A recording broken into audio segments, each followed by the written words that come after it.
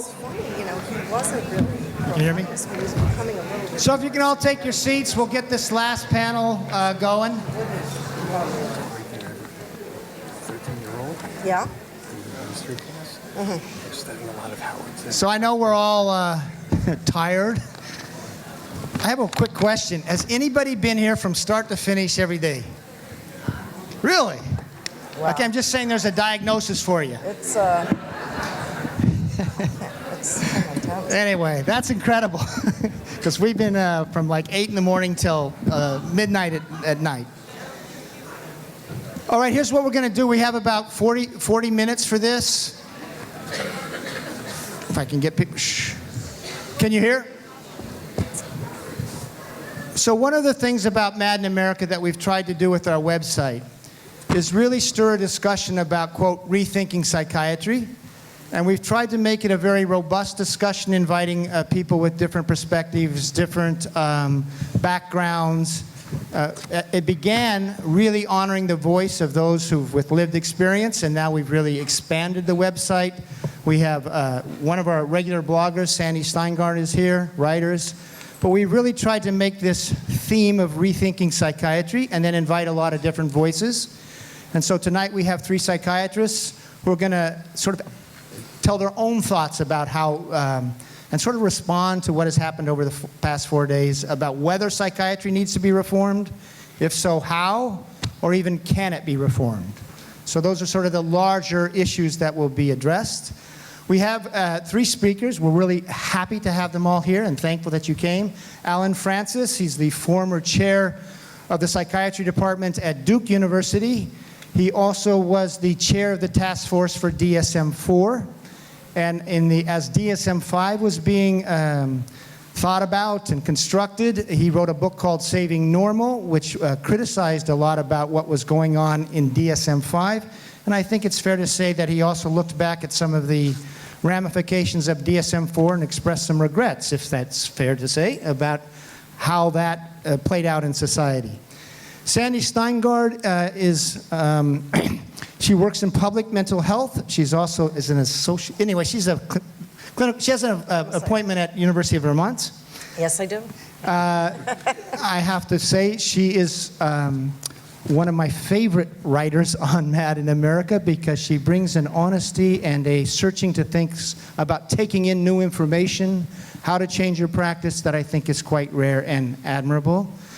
I should say one other thing. Mad in America has spun off another organization, a nonprofit called Mad in America Continuing Education, and one of the ideas is really to present sort of critical information for social work, for the profession as well. And Sandy's going to be giving the first course that we will be offering. And finally, Peter Stassney. Many of you know him because he has been a long time, I think it's fair to say, ally of the psychiatric survivor movement, whatever you want to call it, peer movement. He was a founder of INTAR, right? One of the founders, which really was meant to be an organization, an international organization that bridged this divide between professionals and you know, psychiatric survivors, whatever you want to say. So I think I think we're going to hear 3 different sort of perspectives, and all I ask is then we'll open it up for questions, and we want a very civil discussion. So thank you. And Dr. Francis is going to go first. And again, the idea is, in a way, responding to what you've heard for the last 3 days. Pleasure for me, and thank you. I'm a very harsh critic of psychiatry, but I'm also a very strong supporter of it.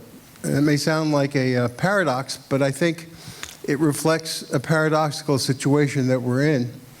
Psychiatry is certainly not all good. It's certainly not all bad. And in many instances, it's very necessary. We have a very cruel, horrible situation in the United States, the worst of all possible worlds. We're terribly over-treating people, kids and old people who don't need medication, and we're terribly and shamefully neglecting the people who do. The figures for overtreatment are startling. 20% of the population takes a psychotropic drug every day, 20%. We have 6% of our population addicted to psychotropic drugs, particularly the prescription narcotics that are being pushed by drug companies in a way that's even more egregious than the drug cartels. We have many more deaths now from psychiatric drugs, including pain medicine in that category, than we do from car accidents. More deaths from overdoses with psychiatric drugs broadly defined than from car accidents. The drugs that kill are much more the drugs that come from drug companies than drugs that come from drug cartels. Many more deaths from prescription drugs, particularly the prescription narcotics, often in combination with the horrible class of benzodiazepines. We have 6% of our kids taking stimulant drugs for often fake ADHD. 20% of high school boys are diagnosed having ADHD. 10%, get that, 10% are on medication for it. 11% of the population is on antidepressant. If you take women over 40, it goes up to a quarter. A quarter of women over 40 are on antidepressant. Until recently, the antipsychotics were amongst the biggest revenue producers for drug companies, $18 billion a year. Now it's gone down because some are off patent. The antidepressants, about $11 billion. The stimulant drugs, which used to be a mere $40 million 20 years ago, are pushing $10 billion. Horrible problem with overtreatment for many people who don't need it, largely pushed by a diagnostic system that's too loose, drug company misinformation. Only in the US can drug companies advertise to consumers on TV the way they do here. And the corruption of medicine, the Shanghaiing of medicine is scandalous in the US. We also have the problem that most of the drugs are prescribed by primary care doctors, usually after 7 minutes. So 80% of all psychiatric drugs are prescribed by primary care doctors. That's 90% of the anti-anxiety drugs, 80% of the antidepressants, 60% of the stimulants, and 50% of the antipsychotics are prescribed by primary care doctors, usually don't know the patient. Very influenced by drug companies and very influenced by patients who've watched the ads on TV. So we have this terrible problem where we're doping up the population. We don't know the effect of these drugs on kids long term. We do know that the drugs, the antipsychotics particularly make kids fat, everyone takes them, almost everyone fat, and with all the risks that come with obesity. We do know that they shorten life expectancy in people in nursing homes. So there's a scandalous overtreatment. But there's another thing that I don't think this audience recognizes enough, and which I would hope that my remarks would call your attention to and get you involved with. And that is that there are about 1 million people with psychiatric and substance problems in jail in the US. 1 million. About 500,000, about half of those have severe mental illness. No country in the world for the last 200 years has seen incarceration in prison as a logical way of dealing with severe mental illness. This country does. The sheriffs have learned that because of the shortage of services, it doesn't make sense to take a psychiatric patient to a hospital because they'll get no treatment, there are no beds available, the next visit will be a month. They take them straight to jail now. They are the primary responders in the US for psychiatric problems. Jail is the first site of engagement for many people with severe mental illness, usually for nuisance crimes that would easily be avoided if they had a place to live, and it should be housing first for the homeless, if they had a place to live and if they had adequate treatment. We've closed 1 million psychiatric beds during the last 50 years, deinstitutionalization. Complete farce, because the psychiatric beds were replaced by prison beds. The coercion that Tom Saz so rightly pointed out was a horrible problem in the US 50 years ago, has shifted its locus. So I'm not saying that there's never unfortunate coercion of psychiatric patients in the psychiatric system, but it's a very small problem now compared to the prison problem. There aren't enough beds to coerce people into. There aren't enough outpatient visits to coerce people into. The problem of coercion now is basically these 500,000 people with severe mental illness who are in prison. What happens to them in prison? There are 200,000 rapes in the US prisons every year. And we don't know the exact number, but probably a very large percentage of those rapes are patients with severe psychiatric illness. 200,000 rapes. Our people, the people we're interested in, don't do prison well. They often break the rules in ways that get them into solitary confinement. Solitary confinement can drive anyone crazy. It's particularly harmful if you start out with a psychiatric disorder. So I think that we need to join forces. It shouldn't be that there's a battle between psychiatry, anti-psychiatry, between different visions of how to treat a person. The social justice problem here is basically how do we get these million people out of the terrible circumstances they're in. And we don't need to be fighting about this. We need to be joining forces. I don't think that there's one right model. I think that the different mental illnesses are remarkably diverse. There's no one right way of people living better lives. Every way that makes sense for any person needs to be used. And it's crazy to have fights within the group of people who have this constituency in their hearts, for us to be fighting together over really minor issues, when the real major issue is we need to stop the overtreatment of the people who don't need it. We need to control the drug companies. We need to reduce the amount of primary care medicine that's giving out pills haphazardly. We need to control the diagnostic system. But we also need to get those people out of jail. We need to figure out a way that they can have homes, decent places to live, and get adequate treatment so they don't commit crimes, nuisance crimes usually, that get them inappropriately incarcerated. Thank you very much. Sandy?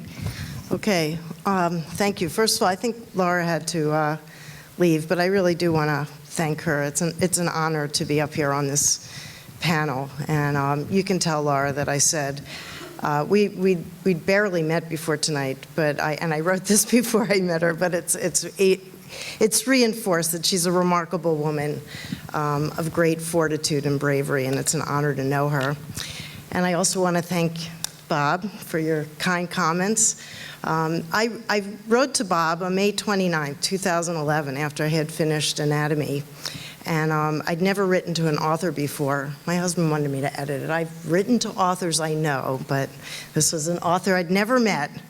And I went back. We've now had this long correspondence, and I went back to the very first email. And one of the things that I said at the end of it is, I'm almost immobilized at this point. Amazingly, Bob answered in the thoughtful and serious way, which I've come to see as emblematic of him. And that began what I've come to call my adventures with Whitaker. This is another stop on the train. Before I talk about what happened after I became mobilized once again, I want to thank my family who came up here tonight. I want to say to my parents, I know that some of the activities had you on Spilkas, which in Vermont I need to translate. I think in Boston maybe, you know, it's not in the DSM, but they were worried. Oh, you were worried that I was ending some career imploding path, perhaps correctly, and I apologize for any pain I may have caused you.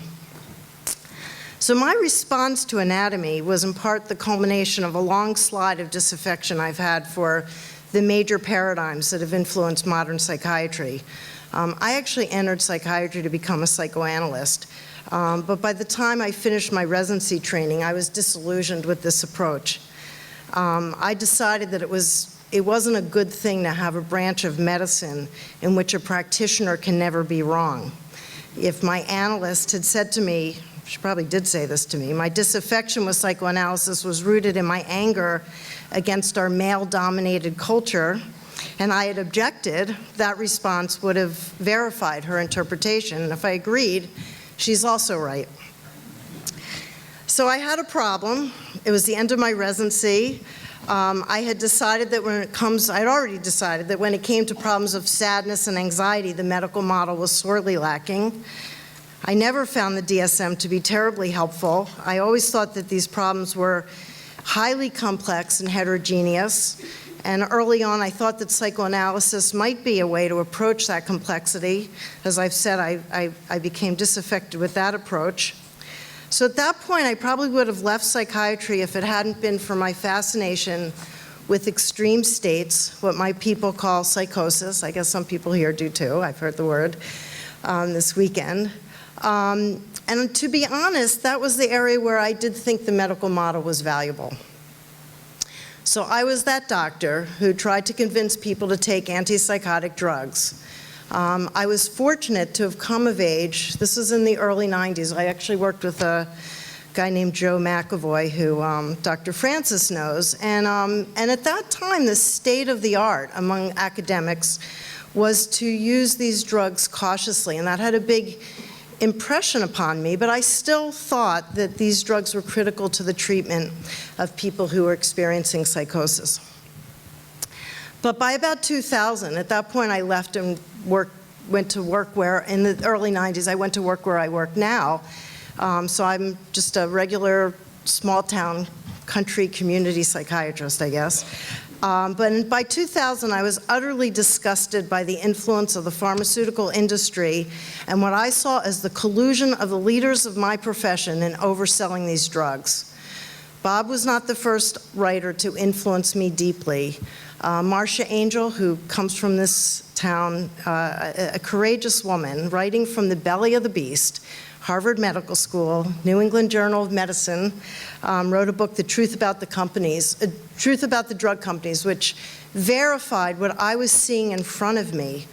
The new antipsychotic drugs were being grossly oversold. I do not think that it's hyperbole to say that the entire database of medicine is suspect, especially when it comes to clinical trials. But in the past 4 years, I've gone further to challenge some of my basic assumptions. What changed after I read Anatomy is that I basically decided I would start over again and reconsider these problems from the ground up. This has been a challenge because some of these notions that were deeply embedded in my cognitive framework. But I've decided that I've been wrong so often that I needed to drop a bit of my skepticism for at least a time. So it's in this spirit that I found Open Dialogue, the Family Care Foundation, Hearing Voices Network, Needs Adapted Treatment, and the many people on Mad in America, the Critical Psychiatry Network, most active in the United Kingdom. It's how I found myself at a Mind Freedom Conference this summer, and it's how I found myself in northern Finland and Norway. And I will say this has been a deeply unsettling time for me, and I still have many questions, probably more questions than answers. But this is where I am in my rethinking. In the current National Institute of Mental Health paradigm, we're wasting our time if we don't link behaviors to neural correlates, and I reject that notion. This is an issue of resource allocation. We're spending an enormous amount of resources on understanding brain function. And while I think it's a cool organ, I still think that, I'm no longer convinced that this is required to figure out important ways to help people. I think it's also an issue of a faulty paradigm. While the notion that we would identify compounds, drugs, that could improve mood and thought might have seemed reasonable in 1970, there's so much to suggest that this is not likely to be attainable. Complex behaviors do not seem to yield so easily to the drugs we prescribe. The drugs we put into the brain have consequences, long-term ones, and we have not even begun to reckon with this. We need to be so much more cautious and humble than we've been over the past 60 years. So is there a role for medicine?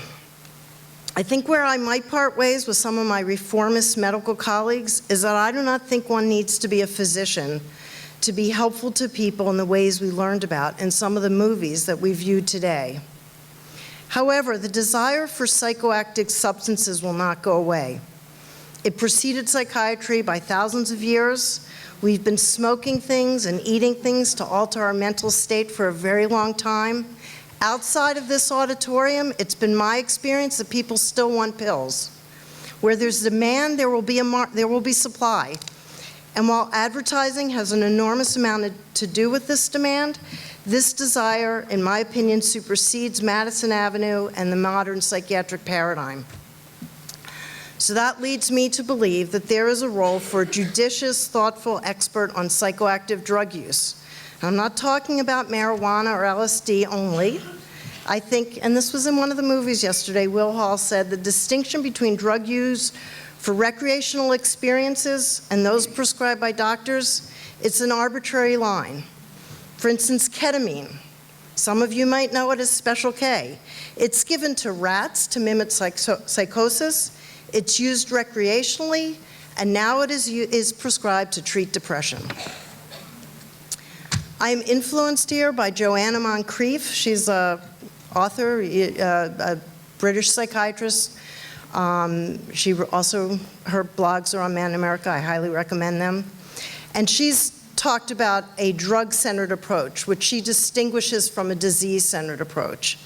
And the notion is that some of these drugs may have advantages for some people at some times, but it's not because these individuals have a particular disease. As you've heard today, we don't know what these diseases are. It's a construct.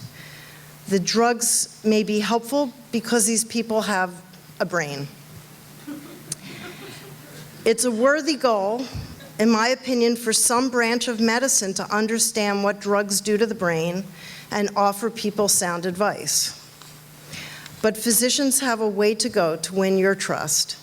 We need to disengage ourselves from commercial interest. We need to do studies that are designed to understand drug effect, good and bad, short and long term, rather than to gain market share. We need full transparency in analyzing research, and data need to be open to researchers who have no conflict of interest. But psychiatry mainly needs to step aside. We do not need to be the main players in the general process of helping people to recover. You are the ones who lead the way in a humane, person-centered, respectful manner. Thank you.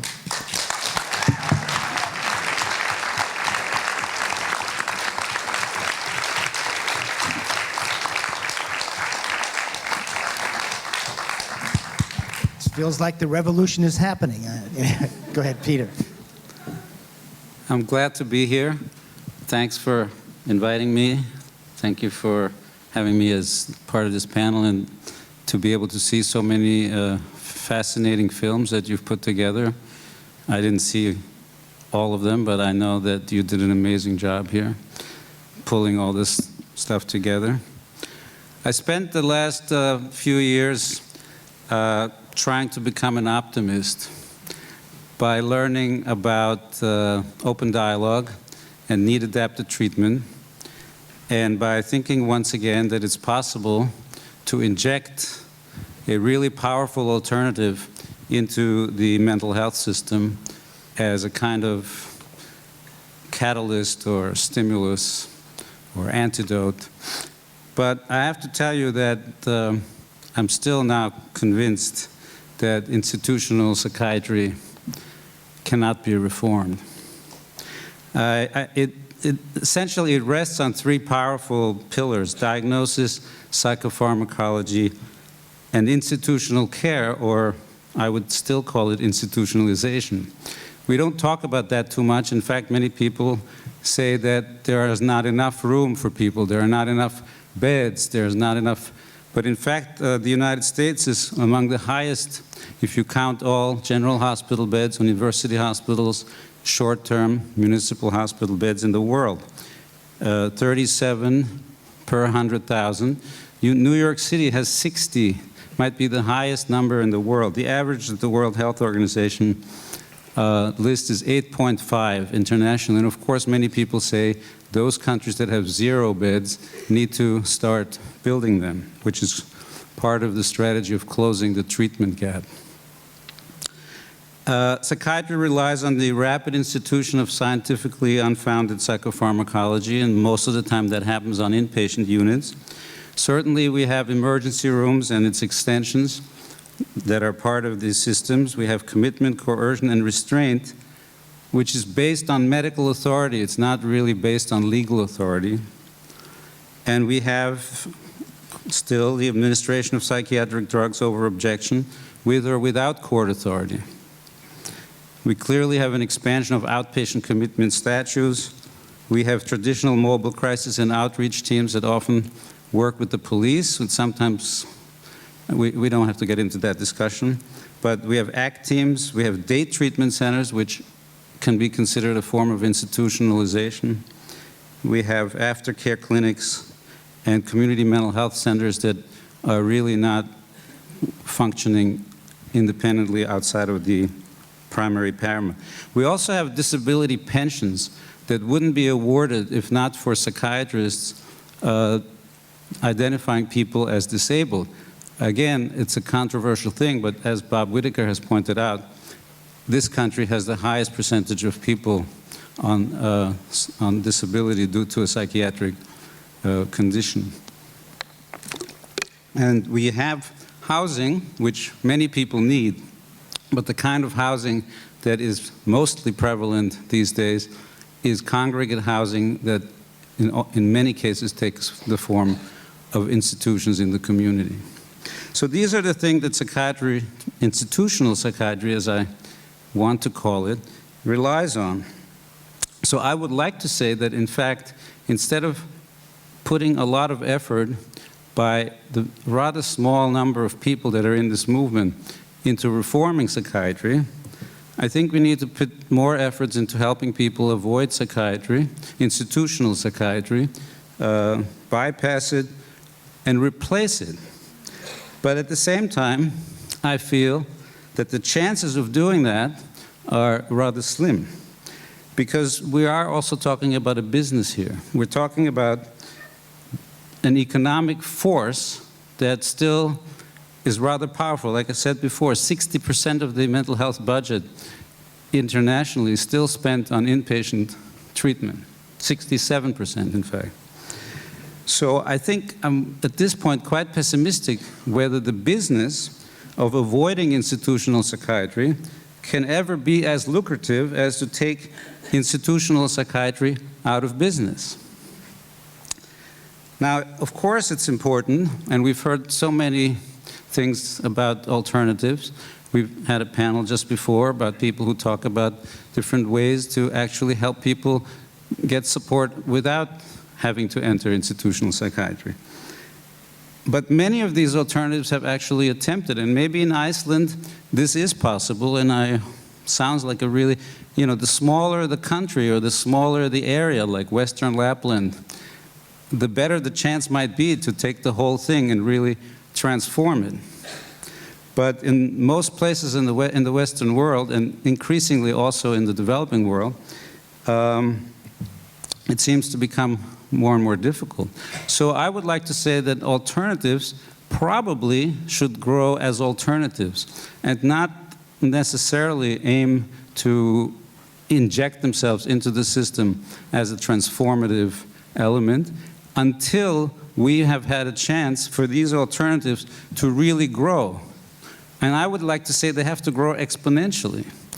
They cannot just grow little by little. And the question of how these alternatives are going to grow exponentially to really take up the balance, when Dr. Francis talks about all the people that are in jails, the alternatives that are being considered a massive expansion that we're actually looking for.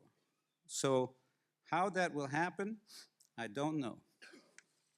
But I do think that whatever truth and progress we are learning about that can be found outside of institutional psychiatry really does need to be cherished. It does need to be preserved, and of course the work of many people here and around the world, so that a growing minority of people can be supported in other ways outside of psychiatry. And maybe one day they will be the majority.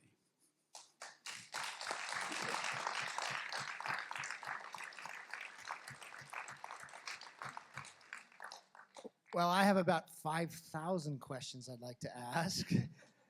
My first thought is, I wish this panel could be at the American Psychiatric Association at its next meeting. I don't know if it would it be accepted? We did submit a critical psychiatry thing with Joanna Moncrief and Hugh Middleton.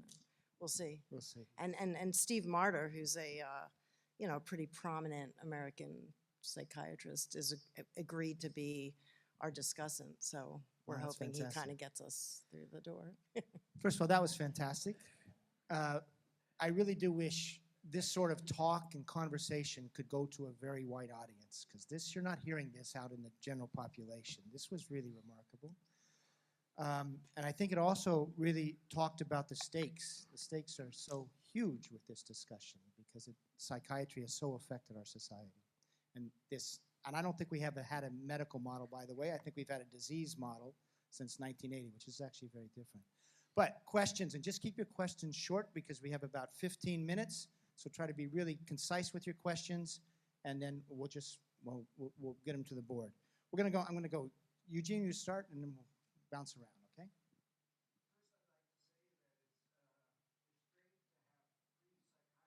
Actually attend this conference.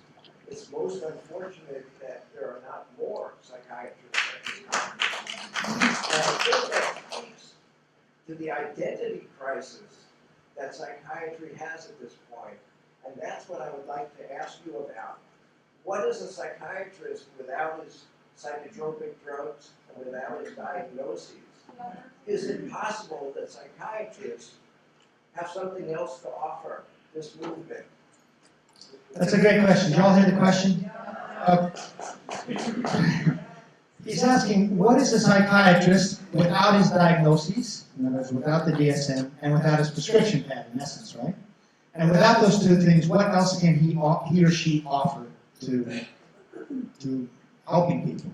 So, Psychologist. what's that? They send them to psychologists to work. Right, so, but he asked the question for this panel to answer, so who wants to take it? I mean, I sort of gave you what I think. You know, I do think that there are these drugs that are going to be out there, and that we can, you know, we need to understand them. This doesn't mean they need to be used in the way they're using now, but that, you know, I don't think that, I think most of the care, though, doesn't need to be done by psychiatrists. So, you know, what I'm saying is it's a small role, and this other stuff that's being done, it's not going to be sustainable for that to be done by, you know, people who went through medical school. And there's other people that are very capable of doing it. You know, people with lived experience. I mean, I can go on and on, but I'm just saying I'm suggesting a very narrow role.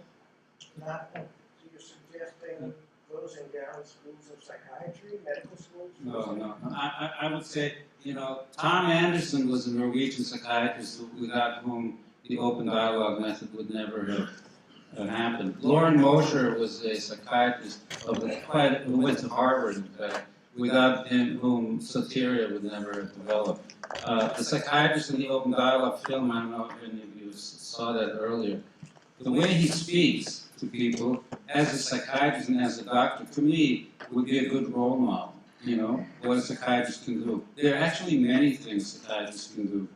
They could also be transparent. I think the question has a premise that I would challenge. And it throws out the baby with the bathwater. I think that diagnosis has been terrifically oversold, and I've done my best to point that out.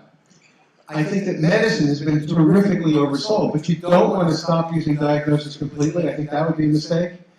And it's not just impractical to get rid of medicine. Medicines are necessary for lots of people. There's no right way, one way to treat people. There isn't one model that works for everyone. We need to realize that there needs to be a rainbow coalition rather than antagonism in psychiatry, anti-psychiatry. It's stupid on both ends. It's stupid for psychiatry to be criticizing, quote, anti-psychiatry. I think it makes no sense to see psychiatry as one really dumb thing that we have to get rid of. We all have a responsibility. We all need to meet that responsibility. There won't be one right way of doing it. And if we don't join forces, the people who need our help just won't get it.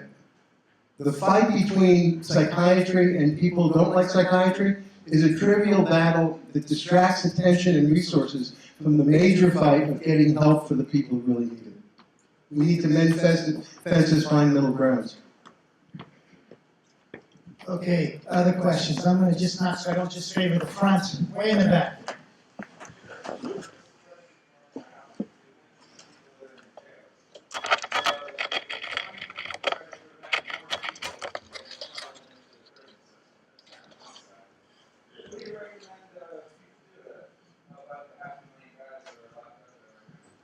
It's an absolute disaster, and if you visit these places, you can't believe the hell that they're in. The weird thing is that the biggest provider of mental health services in New York is Rikers Island Prison. The biggest provider of mental health services in LA are the LA County jails. The best community psychiatry being done in America now is being done in prisons, as people are prepared to leave it. This is an absolute disaster. The NIMH has ignored these people. They're so worried about genetic research that won't, if it ever pays dividends, it'll be 20, 30, 40 years from now. The American Psychiatric Association has been derelict in their interest in it, the American Psychological Association. Even NAMI, which should be representing the severely ill, has extended its mandate so much that they're ignored in most NAMI activities. Unless we get a very strong advocacy, and you're the people to be doing it, more than anyone, for the fact that we shouldn't have jails as our major place to take care of people who have problems, I think it's going to stay this way. So one sentence about that. I think we need to take the police out of the mental health business, and I think we need to find a way to help people in crisis without police intervention. All right. There's any hands on this side? I'm trying to go. Okay. Greg. This gentleman's question. I think it's specifically for Al, for instance. I can't, and I'll be very honest. I'm not suggesting that I have an answer, but I can't help but think when I hear you speak that you may be implying that when people are accused of committing crimes, they are treated in lieu of being held accountable via the Department of Corrections, or they're treated before they're even accused of committing crimes. So I'm just wondering. There certainly is a problem with DOC, but how does, when people allegedly commit crimes, treating them in lieu of holding them accountable, or treating them preemptively before they're accused of crimes, how does that mesh with our Constitution, A, and B, is that necessarily better than the tragedy of DOC, given the outcomes of biological psychiatry? Here's what's happened. We've closed somewhere between 500,000 and 1 million beds in the last 50 years. The money was supposed to go out into the community to help people in the community. Never made it. Don't get housing. The rest of the world does a much better job of this. We don't. The person is usually committing a nuisance crime, not some criminal act, but a nuisance crime, a disturbing the peace kind of deal. The sheriff has learned, he's the first responder to the nuisance crime. The sheriff has learned if he goes to the emergency room, he's going to spend 3 hours there, and the person's going to be discharged with no disposition. So the people are being arrested not for real crimes, they're being arrested because of the problems they have. Any civilized country would find a better way. We haven't. We've invested in prisons instead of putting the funding into services you could be providing, that we could be providing, that would be taking care of the people. I just want to, there's so many interesting perspectives here, but just a real quick story. I used to work in Attica Prison. This was right after the, the riots and all. I was one that brought in there. And at that time, first of all, there were very few inmates, the people there on medications. And one of the things was they weren't seen as mentally ill. They were seen as people who had committed crimes. And my point of this is, on this particular issue, when we talk about so many in prison being mentally ill, that's also because we're pathologizing all sorts of behaviors as well. And that use of that these people are mentally ill in there, also allows for a lot of, frankly, use of medications for behavioral control purposes. My point is, and I think one of the things we've seen here the last few days is a fundamental question actually about diagnosis and about the validity of these diagnoses. And really, because if you go, one of the things I came up with, if you go in medicine, for a diagnostic manual to be seen as useful, it needs 2 attributes. It needs to be reliable. In other words, if you go to one doctor, they'll make the same diagnosis. And 2, it has to be valid. This is the idea that you're diagnosing something that has, in fact, been defined in a way that's real, so to speak. And one of the things that happened is DSM-5 was doing, and this is going to be a question for you all, is basically the people doing, the DSM said these are not valid disorders, including Tom Insel. So my question is, if they're not valid disorders, if they haven't been validated, how does it benefit society to keep using diagnoses? And we've heard for 3 days a lot of people feel harmed by the diagnoses that really haven't met a scientific standard for being validated. So that's a question for you.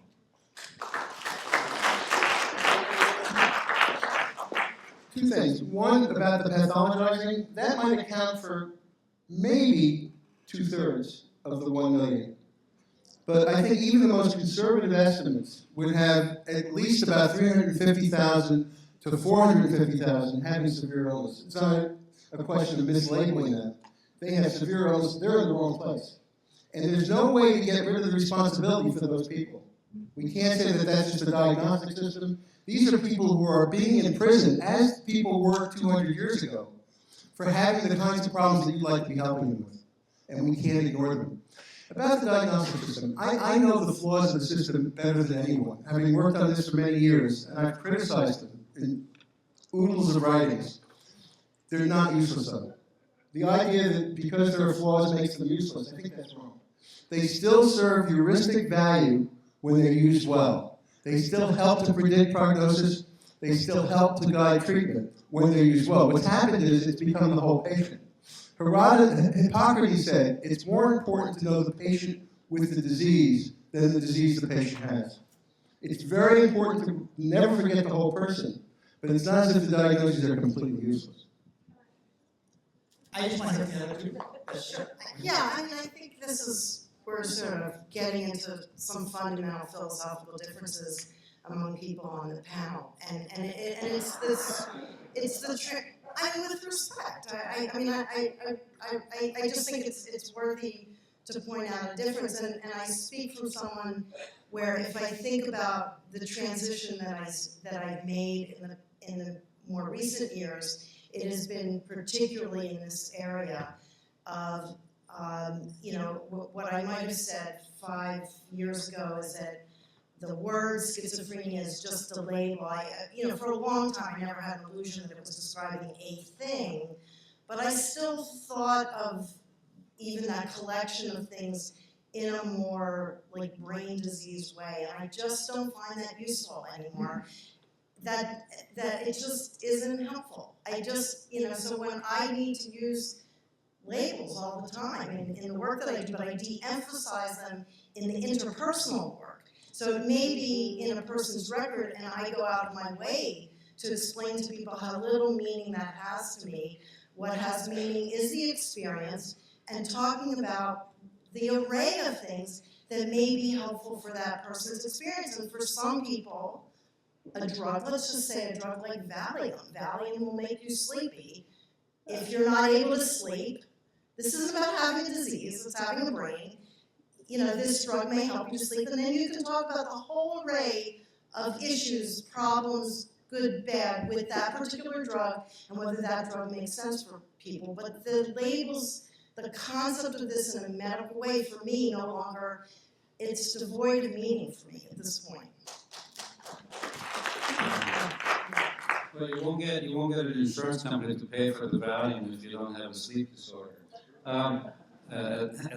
But it's possible that the whole DSM project is flawed, and that what would it mean if we were to go back to the drawing board? Because people are trying to do that. People are trying to bring phenomenology and subjective experiences together in new ways. For example, Richard Bentall wrote an interesting book called Madness Explained some years ago. And to me, the question, what would it actually mean if in psychiatry, mental health, we would go back and start to rethink the whole edifice that's been around for, well, at least 60, 50 years, but even longer. Although earlier systems were much more phenomenological, and they seem to have gone by the wayside. The earlier system also included much more subjective elements. So to me, that's a question that I think it's intriguing to ask that. Okay, one last question, and I'm sorry I took so much time. What's that? Okay, right here. Question is, with this huge increase on general practitioners, that are doling out these medications, the antipsychotics, anti-anxieties, what do you suggest? Where's the accountability in this, and how this is adding to this epidemic in such a massive way? Where's the accountability? I mean, I don't know how to answer it, but, you know, with the models in psychiatry right now, if you look at, you know, there's going to be a big meeting in a couple weeks. It's called collaborative care, and what seems to be the way the future within sort of the institutions that psychiatrists are consultants to primary care physicians. And I've heard some of these models described, and you know, someone comes into the clinic and they do a 9-point rating scale for mood.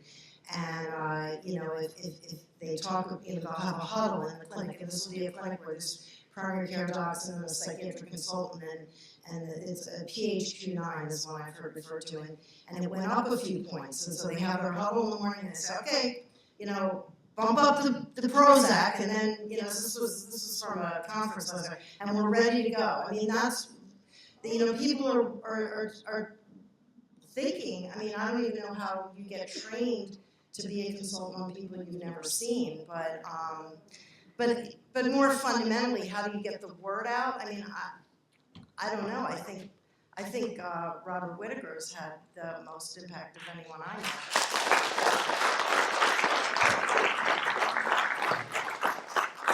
How did this happen that all these drugs are being given out by primary care doctors? The drug companies did the math, and they realized that there were 10 times or more primary care doctors than were psychiatrists, so they inundated them with marketing, and they got the right in Washington to advertise to consumers. If a consumer asks for a pill, they're 17 times more likely to get it. How do you stop this? Big pharma has to be tamed, and that seems impossible because they spend tens of billions of dollars with misinformation to everyone and controlling the government. But big tobacco was in the same position 25 years ago. And Wright sometimes does make my big tobacco really overshot. It was tamed by restricting the advertising. And I think the same thing could well happen in the case of big pharma, not because of psychiatry, but because the rest of medicine is experiencing the same kind of problem. And overdiagnosis, overtreatment, overtesting is a major theme now in all of medicine. And I think that psychiatry will follow along and be reformed as the rest of medicine is. I hope so, at least. No, you know, we're gonna, thank you. Nobody mentioned trauma. What about trauma? What about reinventing trauma? The rapes you got at home in your family, you're now getting in jail. So, listen, I think I'd like to say thank you all for coming. Fantastic discussion. Big hand for the panel.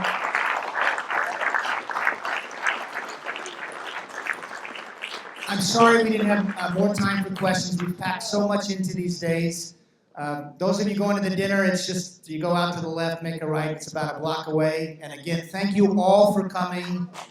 Oh yeah, and if you filled out ballots for the best film, make sure you drop it off before you go out. But really, thank you for 3 incredible days. Thank you. 4.